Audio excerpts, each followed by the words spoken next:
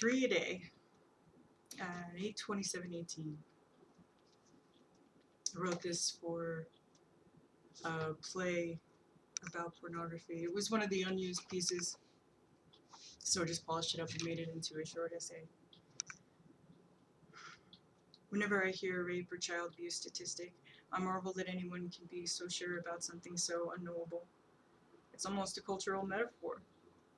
In my experience, there are women who disclose and women who never tell, but all have stories. Plural. I think many don't tell because victim is an insult in a culture whose primary way of knowing is incest, as Jane Caputi put it. Either the women and girls love or need their offenders, or they understand that they will be blamed because our culture is very clear. Abusing is not a crime. Telling is a crime. My experience in the sex industry was brief, but inevitable considering these factors. By the time modeling got me into a hotel room, I'd lost count of my rapes. Violation was something I noticed, but normalized because I had to function. I have only reported one person to the criminal justice system, and even that admission was coerced because I was still a child. When given the chance to withdraw my statement, I followed through because I'd learned that he had a daughter. It shouldn't have made a difference, but I wasn't learning about Andrea Dworkin in school. I learned that when a man is caught, he is let off on probation. The drug use is a greater offense to the court because that is what he eventually did time for. Why bother to report? What do those statistics mean to women who have to write things off as that one time because they cannot afford to live alone? I've been surrounded and helped by women in the sex industry because they more often can live alone. That I've never knowingly been paid to have sex on camera doesn't mean in this age that I haven't been. That I've never been paid outright to have sex with someone doesn't mean I've never engaged in transactional sex for survival.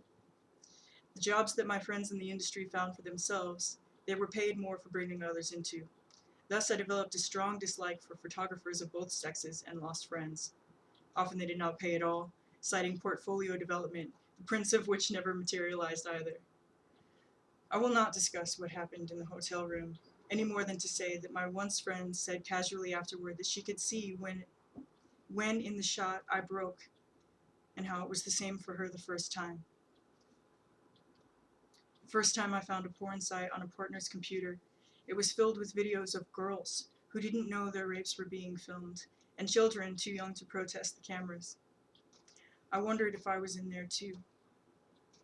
I may well have been, many times over or since.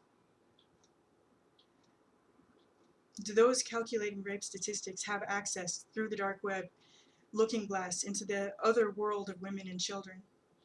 Are they able to account for all the threads of incestuous behavior through the silences of crippling destitution or college tuition or fame or the bottom line? Patriarchy. Murder is easier to track.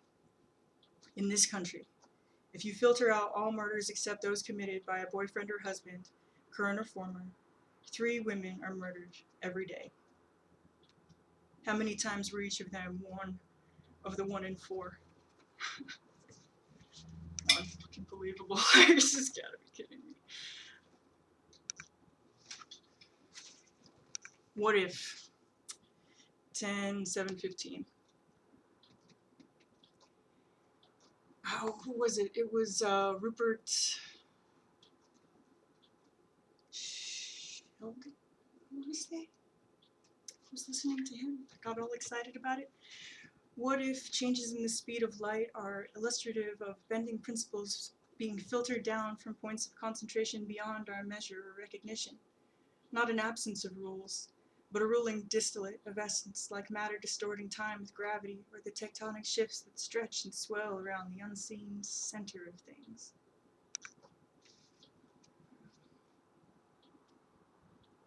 It's kind of not titled poem, maybe.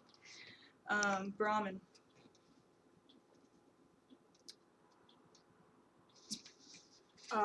Reading material aside for this, or listening, there's a wonderful Mary Daly lecture on gynecology that inspired the title of this poem.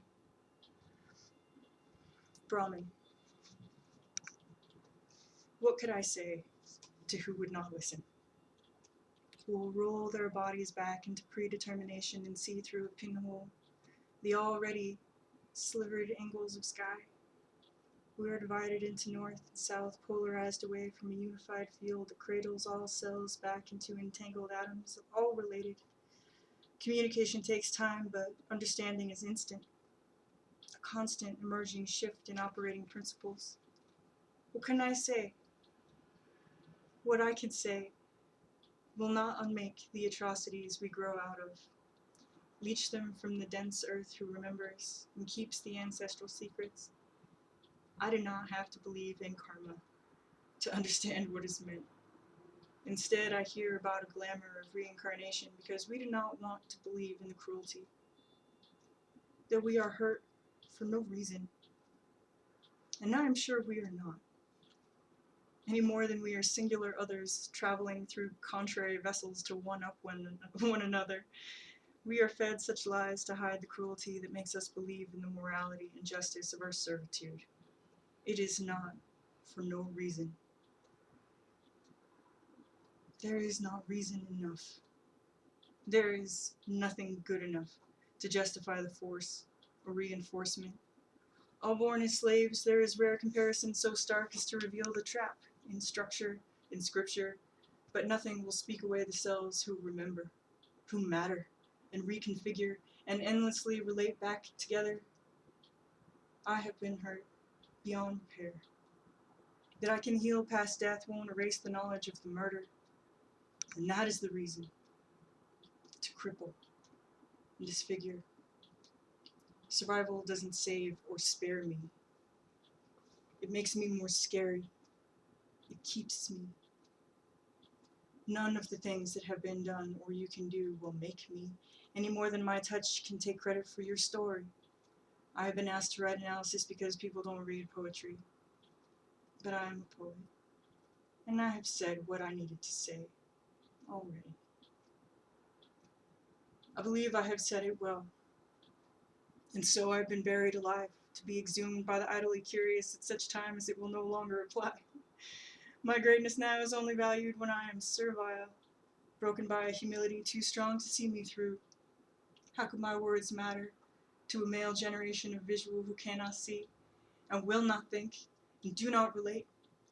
What tone or touch could bring my sisters and our mothers back to life and keep them in their bodies long enough for us to revere each other's divinity? There is not reason enough. It is good enough for our fathers to rape us, for our brothers to deny us, for power to be a body punishing imbalance of shame, a body punishing imbalance that shames us out of our minds to convince us that we deserve whatever comes next. We deserve dignity and respect. All of us. To be so bisected has maimed all of us beyond repair, but not beyond solace. What words of comfort do you need to coax you away from gender to sex, from money to rest, from pyramid to blessed? What will it take to make you miss your frontal cortex? What could I say to unbind us from this mission to kill and die in necrophilic celebration of singular, separate, superior? And listen. 1915. The burning times. Oof.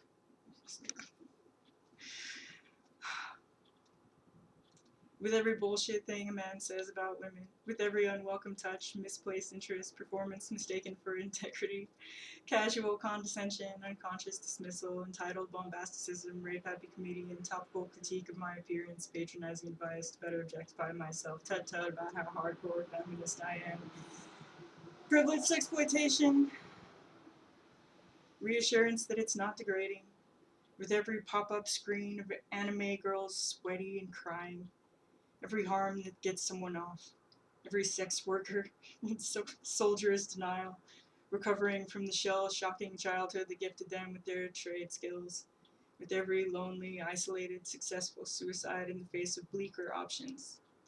The light goes out.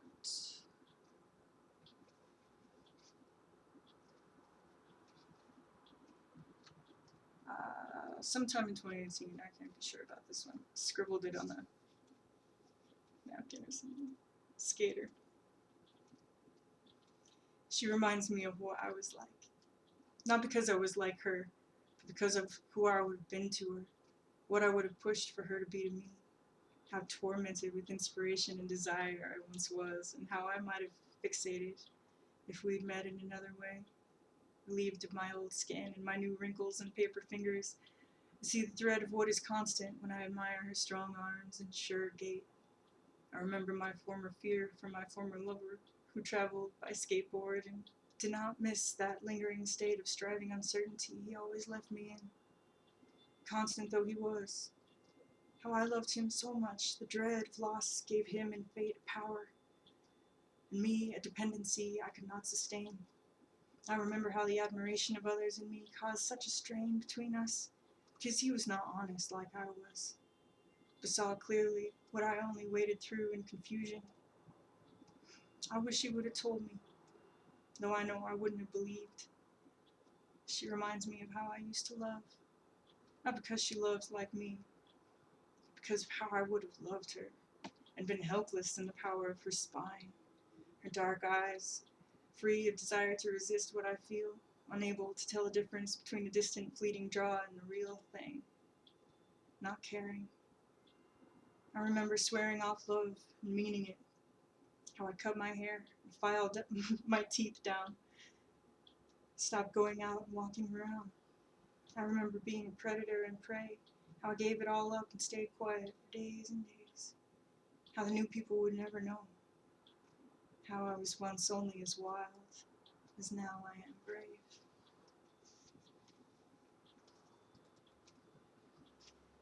10/18/14. Skipping back a little bit. The cost of living in Denver. Before it was famous. The mountains are visible, snowless, purple, from 23rd and Lawrence in clear autumn, rush hour. Ash glows radioactive colors of failing light strike trembling aspen and birch iridescent from chemtrail-banded, cirrus-dappled skies of orange and blue. Not enough cumulus to make dusk grow gold to red. Plains and planets twinkle instead. Rainbowed eastern horizon fades all to turquoise, and ultramarine caps the darkening dome until all remaining green leaves look black in shadow. Scraping along concrete and tarmac, fallen leaves join fallen disposable cups.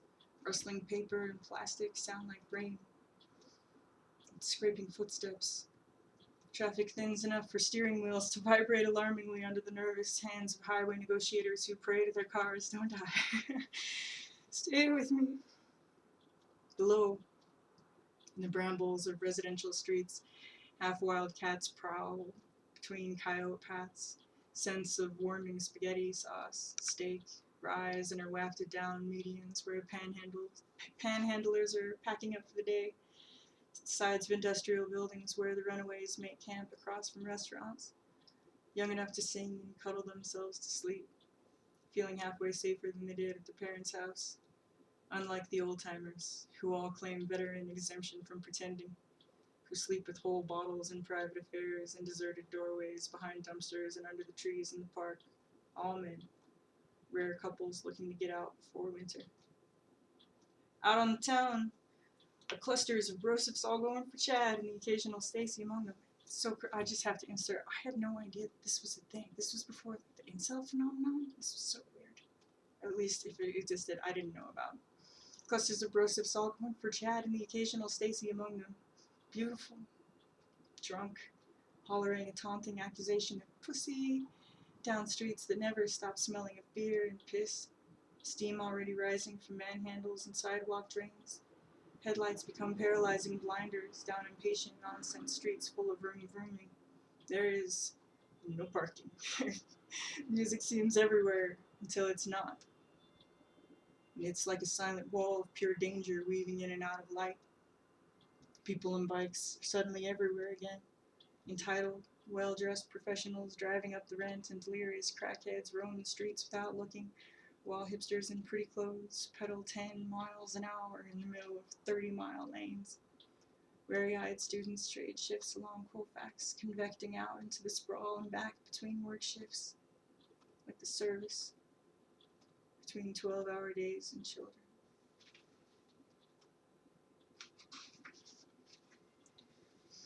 Oh, and the childless service. I no longer convict.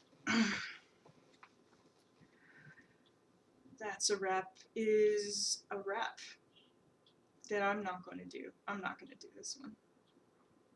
I'm just going to skip this one. I wrote it as a rap, but I'm not a rapper. And so if there is a rapper who thinks that this is just the most hilarious feminist tongue-in-cheek critique of the criminal gangster usurpation of the music industry for black people, if they think that this is worthy, you are welcome to rap it. Please do. I would be so flattered. 12/23/18, Newspeak. The next time a man touches my knee, I'll know what to do. But it took it happening in stages of convolution for me to go from ingenue to even knowing I didn't like it, that it wasn't alright, and that I should have said so to the open-minded predator cautious enough to surprise me by asking.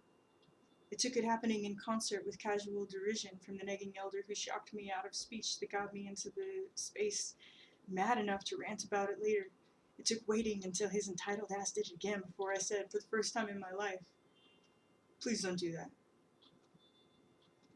I know how to ward off being groped socially now, but it took Constance imposing evolution for me to travel from sexploited child hiding from my caretakers to exhibitionist shying from strangers behind my friends into the first art model those teachers had ever heard say, you do not have permission to touch me. It took practice, distance, and encouragement. I have never known what to say when some schmuck says something off or fishy or sideways mean, because they're always so far flung from my reality. It always says more about them when I'm pushed out of my body and ability to speak, but maybe because I have the capacity for shame between us. I always wish I had some ward with which to push, deflect, or make it cost something to the chump they would not want to pay, like they expect me to just take it. I never know what to do with the aggressive overcompensation of men or the defensive competition of women. There is not enough pity in me to match that condescension. And anyway, it's not how I want to spend my time, even if it helped. But it doesn't help. And abuse is too common a crime to convince a population out of the practice. To cure a culture of cruelty takes revolution. And we seem much more concerned with our private hero journeys and grandiose messianic personal mythologies to observe class oppression or recognize our crutch diversions as such. I may never know how to live in a cult of personality conflicts, because I have no interest in fighting comebacks or being a sociopathic anti-hero. And why would I bother to assert myself in the face of the wildly uncurious, who wouldn't notice either way, when I could always watch and learn, and hope to be proven wrong, when I could wait and plan and move when I can make sure. In the long run, I never learned how to strike as well as I do parry. Instead, short stints taught me not to do what I couldn't carry, and maybe one day I'll teach myself how to be in a hostile world, working hard to get off by making me uneasy, but for now, I'd rather live in spare company capable of conscience and empathy. I'd rather die than resign myself to the way things are. Rather be poor and obscure than be a good sport anymore. Being too sick of seeing my sisters turned out to emerge victims of survivor culture, like we're all on the island and not here to make friends. Tired of the poverty that sends me out to treadmill beside brothers whose gifts are used as tools of abuse to refute truths of vulnerability, as if there is ever a winning atop a crushed community. The next time an open mic host puts his hands on my shoulders and knees, the next time he puts his things on my things on the table in a not so subtle move to dominate, The next time his reputation is of more concern than the lives of the teenage children he statutorily raped. The next time an open mic host lords over me in the boys' club for spouting rape haikus in lieu of romance, and the audience lets him conflate the two. The next time he calls me shy girl because I despise and would rather ignore him. The next time an open mic host who calls himself my friend would rather give me a dirty Sanchez on set than wish me well with the boy he didn't get, would rather see that friendship end than accept our invitation. I might not know what to do. I might just remain in the flames of my continuous sorrow and rage, while the smug and self-satisfied move on to the next girl to chase away from the stage. I might follow my training, and a play-along that never lets on that I know what they've done to me, that I know what they're doing. When they make the world so unsafe, I have to write down what I'm thinking. If I ever wanted sung among the porn sick to whom a woman's sex is humiliating degradation, because I don't know how to hit back. And I don't want to. I only know how to tell the truth when I'm allowed to. I may ever only possess the wisdom of the stare when it comes to those who let their assailants convince them. Make sure the poison of hurt passes through the pure conduit they prove to be. But women, like children, are with the earth, overridden and taken from. I will be the dirt I will absorb as we the grounded do, and be forced by grave desire to ruminate until I have something to say to those ghost children of these persons like pulsars in my brain. I don't want to play this, as I've learned that fighting is for those with the tools to engage. The closest I can come is retrospect on a page. Our neurology develops compounded in the chronic trauma of monolithic shadows that have demanded the patience it takes to know that harm doesn't come only by the hands of the careless or misguided. One doesn't become one's enemy by admitting their existence. Pretending psychopathy just isn't so won't make it go away.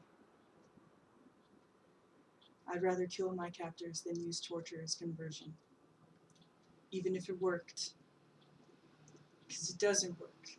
Instead, that is how we become our tormentors. When individualism reigns like identity politics in the echoes of epic overlords that trickle down to groups in great bellows saying, don't compare notes. That I have, and found no female born feminine. It takes the conditioning that make none of us alone in our litanies, though endlessly confined and solitary. The majority of men become petty oppressors at the behest of the percent that make sure they know victimization more intimately than dissent, than shame admission and offer guard job brotherhood as the only suture. This is not my story, but our situation, and how we comport ourselves will forge the future. Not happy thoughts in a denial lineup of three, intentionally afflicted where we could have sense and ability.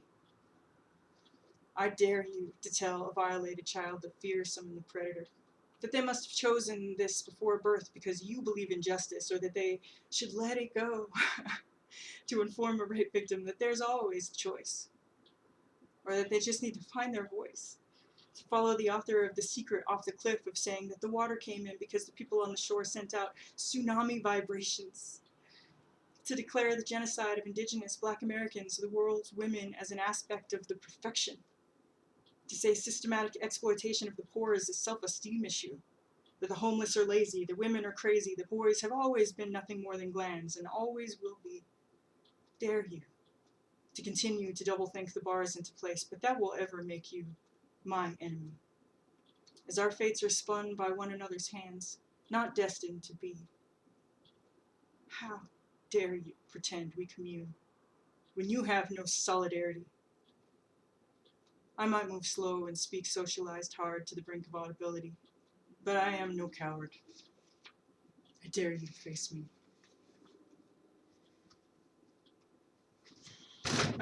This is sometime in 2019. Can't be sure. Oh, yeah, this is another napkin poem.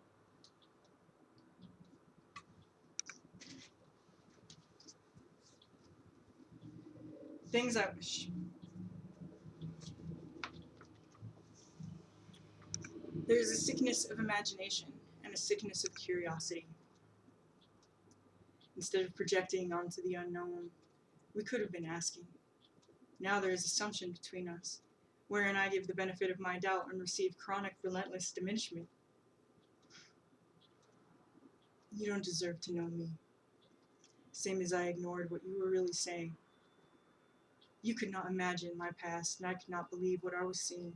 There is a sickness of competition and a sickness of loyalty. When I said that she felt threatened, I was forgetting. You are also combative with me, that in every good lie, there is a seed of truth. And you've been telling lies on me, because your pets are your friends, and the truth is so scary. You no longer recognize an honest person trying to be stoic and discreet. You wouldn't hear the understatement in what you didn't want to see. It showed me what I didn't want to hear, but made it clear that you were never listening, only waiting to speak, because you were more hungry to be heard than to learn, like so many women to whom no one really pays respectful attention, because women too internalize patriarchy, just like you in the pay discrepancy. There is a sickness of solidarity and a sickness of values. Who is worth what and how we are used. Men's violence and entitlement are easier to talk about than how we prosecute each other. You once said that everyone has a mother. Even if she's a bad one, we all have one. The classic overreach of power's limited vision. I bet I accept more than one of your idioms. There was no woman for me to emulate. No one to police femininity from inside a shared landscape. No real friends in the age of utility. You could not know what someone like you would mean to someone like me. You can't ask what you don't reach with a mind that stops where you've been. Because there is disease where there should be curiosity and imagination. You are not the first person to presume the false and unflattering, faced with an open willingness that comes from need. Each time it has broken my heart. Each time. I swear it is the last that I will adore someone for whom I am cheap labor. But I am relentless and chronic in my hope. Like the child you see in lieu of a slave that learned to cope, there are plenty of unflattering things that are true. I know how to name them, offer, and cop to. Maybe that is why women cling to constantly conflicting cliques in the hierarchies of oppression, because there is a desperation of loyalty and competition. Otherwise, we'd have to see beyond our best in one another to the truth in our collective failure. How the new rude children conflate confidence with accomplishment until they are no longer, and become the old stone-cold manipulators for the generation just behind, until they die, leaving bitter patterns in their wake for the next crop to employ in the service of forsaking what really matters between women. Because there is pathology in place of value and solidarity. I've tried to show that I mean you and yours no harm, that I do not mistake myself among them, though I tried to be. Like you believe you tried to shed those institutionalized habits of power play. We failed, and tried to love each other anyway. There are things I wish my predecessors would have told me, things life wouldn't have had to teach, if kindness were conflated with being honest and brave, but we don't know how to ask what isn't volunteered, do we? Instead, the vulnerable are mistaken for opportunities to brag and dominate as if blank slates without internal worlds or experience with similar conduct, because it pays to deploy charms and traps and pauses that are predatory, more than it does to be dismissively misunderstood, really trying to communicate. Just know that my thoughts are no more for you, or for you to construct, than my lives are within your view. Condescension has diminished my opinion in ways that disinterest me in yours, and foreclose the possibility of opening up with what you will ignore. That distance is a painful, unnecessary source of grief. But for this reinforcement, we might have comfort and relief. And this is sometime in 2016. Bluer than midnight. You know, sometimes I could write a little napkin poem, even one that's fluttery and embarrassing in a place, and it's fine. You know, just head down in a corner, no big deal. And sometimes write a poem that is like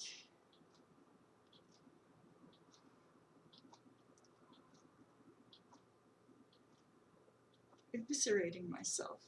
Just cry the whole time. The whole time. It takes me an hour to write a sentence and just sitting there crying. Anyway, this was one of those like that, and I don't have the date because I didn't write it. I typed it. Sometimes I can't write things. And sometimes I can't type things. And this is one of the things that I couldn't write for some reason. Bluer than midnight. From the once I silently recorded, bespoken myself to myself. I was so sure, no longer trusting the moment with my voice. I bid my time until I could safely explode in solitary exploration. I was fearless there, knowing I would divulge all, knowing that it was temporary respite. Still, I reveled in it.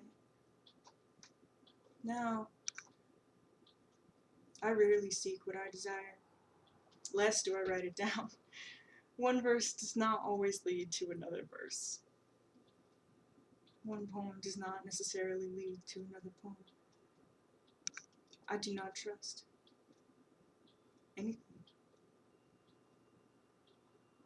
I could feel my life depending on this changing. Maybe not back. I can never. No more than I can forget. But there are people worth risking for. There are people trustworthy beyond proof. There are people I love regardless of my other inabilities. And I am not sure of anything. I listen to the people that are with the critical incredulity I try to keep from reading as disgust. I try not to be contemptuous of my projections. I try to listen. I can't believe they don't hear themselves. Then I remember myself. If I'm lucky, in 10 years, I'll be ashamed of this. I wish I was better at this than I am. That I was already far away from the laundry list. The gripping fear, the drudging resentment, the automatic reflexive obedience, the endless dishes, the looming work week, the dissatisfied, rejected inner child, the morally outraged spectator perspective, the survivor's guilt, the trail of broken hearts. I wish I was born into a world that didn't need fixing as much as my parents did. As much as every ex-boyfriend I still can't bring myself to give up on. As much as I do. Or at least one that was as responsible as it wants me to be. I wish I was so stoic I could just soldier on and not bother with desire, because that seems to be what is required. But that is not what I am. I have to be honest. I really can't help it. Even an eager misunderstanding eats me alive, and I can't live with it. Something's got to give. I have to find some other way to soldier on, while bawling, until I don't. Until then, I don't know. I'll do the best I can. I'm not sure if that's enough. But I'm doing the best I can. And I have to be more compassionate with myself about that. I don't have to trust that any good will come of it. Just to be honest that it might feel better. That I want to feel better. I want to trust the moment with my voice. To not need the constant crutch of distance. To not only wish for respite.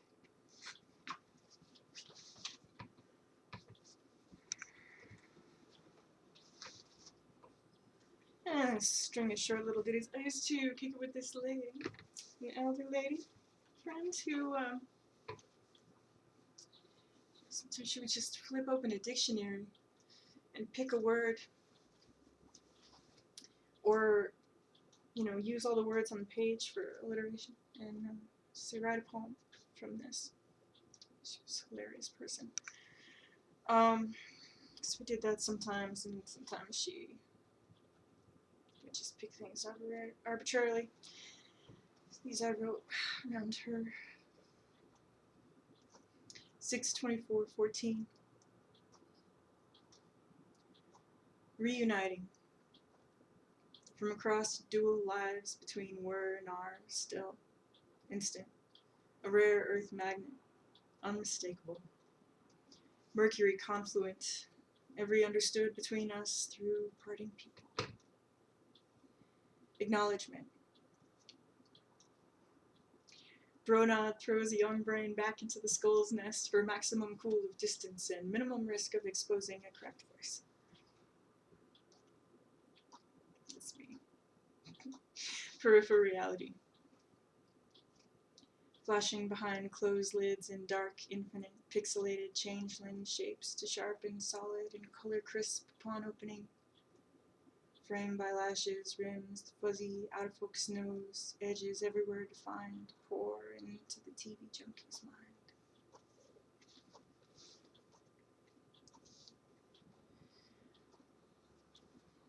Round and third on this book. Mollusk. 11/9/19. Gratitude is pushed to indent. A way to drown out thought and feeling and resistance and rage, which are all underrated when women do them. I have been grateful to women. Some took the love and loyalty they skimmed off my child need the wrong way, like a keeper of pets believes that love explains away the collar, only ones who remember the yoke. Women have made the world possible, for better or worse. Nothing happens but that a woman does it, however coerced, then blamed. There is more than one woman I've parted badly with who has saved my life. Not metaphorically. My gratitude to them is a messy, constant thing, now outside negotiation. I will forever recall the injustices, private and situational, that sever each of those ties, that doom me forthwith taxed to remain as changed as they. Open nerves, arcing raw static. We will always touch through our shared pain, even what we visited upon each other, even if we are not the same, or have taught each other not to be. Underneath, the moon is rising. I will never forget the benevolence that made each death possible. The women that didn't have to give, and did. The women that gave to me. Sever is an active word. The force of repulsion is constant. The threat of collision inevitable. The threat of reconciling is constant. The fear of forgetting is survival. Not like old lovers. Even when they are old lovers, I could never fall back in love with them. I didn't fall out. My love changed. Each lifeline, a trail of sand leading home. Filling my mouth with hard spheres, I grow around my contentions with the offhanded, dismissive way their wrists flick, and the hateful words that make the grains burn as they land. Each pearl, a real tool. Something known that can never be unknown. Each a vista, unreachable by instruction. A mountain of women. A summit to honed women. Every bone here is brittle with babies. All our feet are thick with veins. You can see where every belly has moved in and out with the tide. Our dimples cast shadows down our legs. We stopped fighting our hair. We are going home. She used to reach for my hand after dinner, during coffee, and she would hold it there between us for a while I fluttered in devotion to her.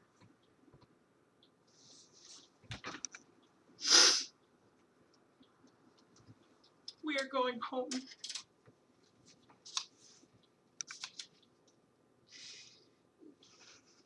She pulled me aside and gave me something for the grief.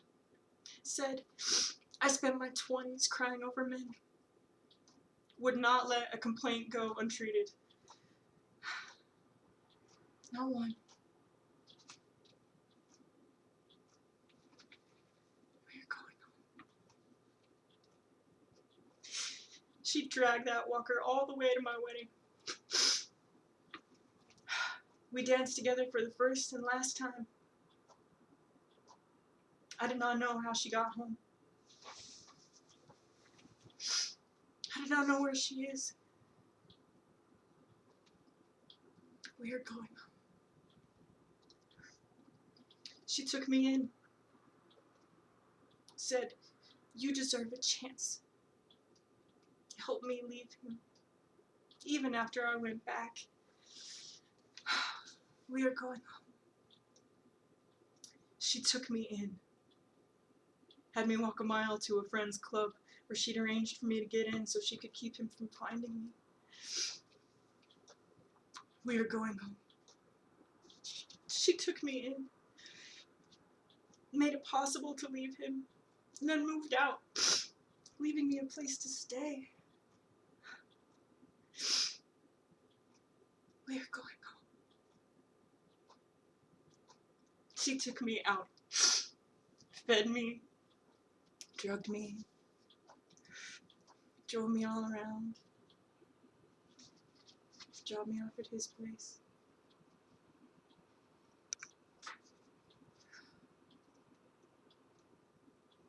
All the way home. Some distance is kept. We are bound to each other, not obliged to forgive or respect. I will remember that. We are bound nonetheless. For all the misdirected rage and resistance. At least it hasn't been bred out of us. There is still some wild seed floating in the ocean, dependent on the moon, owing nothing. For all the silica and salt water, our time together is transitory and so precious.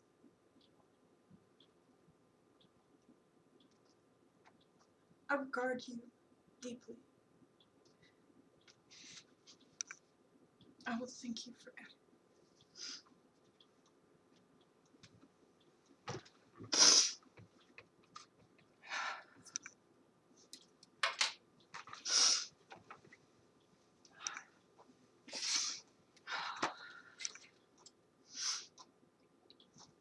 All right. Clearly, poet, not a filmmaker. Welcome to my living room,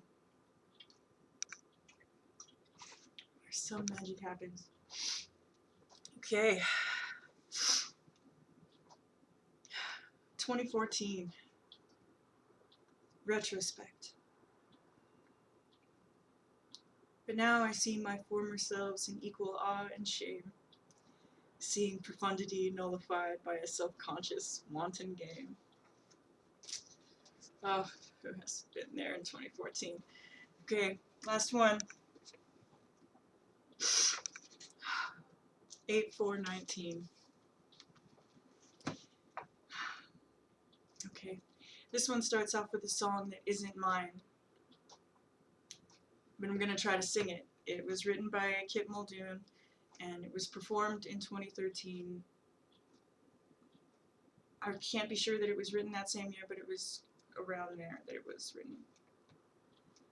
We were writing a lot of poetry to each other at the time. It's like a snap or something. I'm looking for some change, 'cause I've overpaid my dues. Withdrawn at the comma bank, the only thing I got enough of is the blues. Pulling out my romance, let the highway be my home. Don't care where I'm going, 'cause I'm going it alone. Got a paintbrush in my pocket and $1 in my shoe. I got nothing left to do, because there's nothing left to do. Can't say goodbye to yesterday when it's already gone. I'll put it in a backpack and I'll put you in a song. I'll sing you in the silence when the night is dark and deep. I'll hum you in my pillow as I weep myself to sleep. I'm looking for some change, 'cause I've overpaid my dues. Withdrawn at the comma bank, the only thing I got enough of is the blues.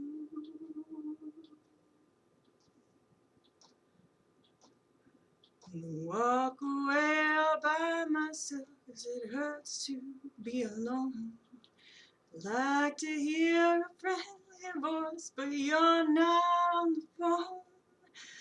Gotta punch my ticket, I've been here way too long.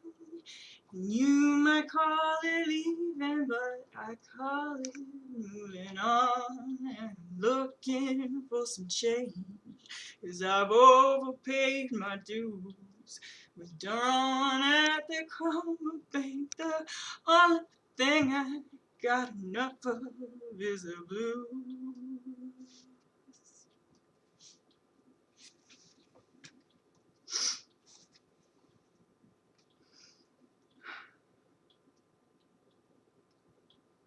When her mother died, Kit decided to buy a wagon and mules to live out the rest of her days and travel. She got as far as the wagon and ran out of places to park it. With nowhere else to live, she hooked it up to her van and tried to say goodbye to Denver forever.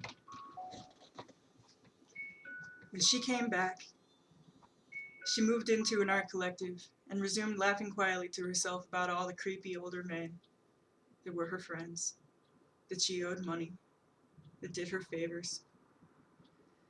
One of the famous old predators that all the men loved, listened to, kept safe from the rumors he created among the women driven off like me after he took my ID, had a daughter. When Kit got her mom's ashes back in a box, she called me up to demand we go to Silver Plume. I loved the way it sounded in her mouth. Silver Plume. She loved road trips and had good memories there. But I couldn't drive her, so she called up his daughter. When he died, they held each other, and no one there spoke the truth about what he was. About how we'd all been given some book or bric-a-brac he'd stolen from someone before he felt us up and started asking us for things we shouldn't give, and told us things about his daughter and lovers we shouldn't know, like instructional porno. There was no copy of the only poem of his I liked left online or in print for me to rake the coals of his value from the epic ashes of posthumous fandom. Only this garish rose-colored lie. The poem described a woman like I was, rejecting a man like he used to be for being what he was. If you check out, motherfucker. And maybe not even then. When Kit spoke to me about men, she said, I have plenty of brothers. I want a lover. She described her courtships vaguely, only going so far as to say that 3 days in a hotel room without leaving is her way if you can slip a pizza under the door. She said she had no more patience for the fumblings of initiates and the tedious trials of training. She said, I have had filet mignon. I've had the finest wine. I don't want to follow it up by shotgunning paps and having beer cans litter my lawn. I don't want that to be my last time.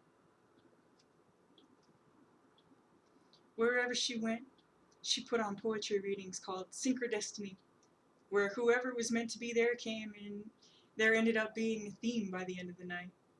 There was always food and tea. She was a humble host, and everyone read in rounds, and everyone was welcome. She made friends with a street kid who would come with a state-sponsored predator who needed a safe place to be, like on the second story with us, looking down over First Fridays on Santa Fe or around back off the fire escape where we would go to smoke. We'd all touch hands briefly, passing pipes and lighters, and I assumed, wrongly, that it was all safe touch. No one was thinking anything of it. I heard about it later from another man she owed money, that all those moments slowed down for her, until there were solid things she could carry and finger in her pocket as the dying stars of her surviving dreams drifted out of visibility. She nurtured friendship with him, and he was the one who visited her in the hospital, the one who said, I'll take care of you, when her son refused, the one who sent electricity through her fingers, unwittingly, when they touched. I ignored the warning, because I believed when she laughed off the dirty old men, it was not a scoff of jealousy, but derision. And I still do. There was so much more to it than I could have known from the distance once they lit out on their own in the van, on an adventure they were going to try to make last forever. When she left Denver that second time, I was sorry to see her go. I was so happy for her. They would keep each other safe and moralized, and I was so proud to know people who would escape. When they came back, something was wrong. I thought it was the disappointment of a prolonged pit stop until he read poetry. I sat across from her in a booth right below the speaker, where his voice grew fists and pummeled her. Not far in, she began crying quietly. By the end, she couldn't breathe and had to leave. Before he went up, he said he needed to talk to me, and I agreed, but with hesitation. I could tell he was upset, but I didn't want to be kissed or confided in by him. I loved her. I was loyal to her, and something told me that I was in danger, so I put it off.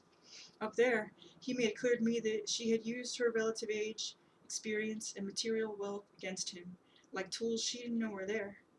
This boy had been sexually manipulated, and had no one to talk to about it, but the microphone.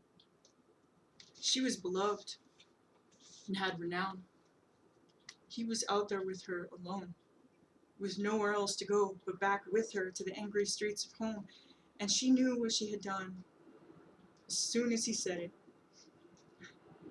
Every sentence was punctuated by an epithet to their bond in the form of female pejoratives like a war chest, feather light, and fatal.